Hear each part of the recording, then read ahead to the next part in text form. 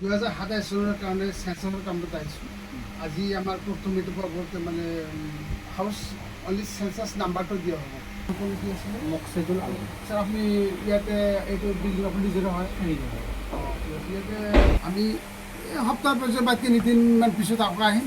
আহি বাকী family data ঘৰৰ যিটো ব্যৱহাৰৰ নামটো লৈছোঁ আৰু আপোনাৰ ফোন নাম্বাৰটো লৈছোঁ। কণ্টেক্ট কৰি আহিম। ছাৰ আপুনি কিবা কাম কৰে? মই চাকৰি কৰোঁ। ঠিক আছে, গতিকে আমি আগতীয়াকৈ আপোনাক ফোন কৰিম। আপোনাক ফোন কৰিম আৰু সেইটো সময়তে ময়ো আহি যাম আৰু তেতিয়া বাকী যিখিনি চেঞ্চাছৰ ডাটা আছে আমি সেইখিনি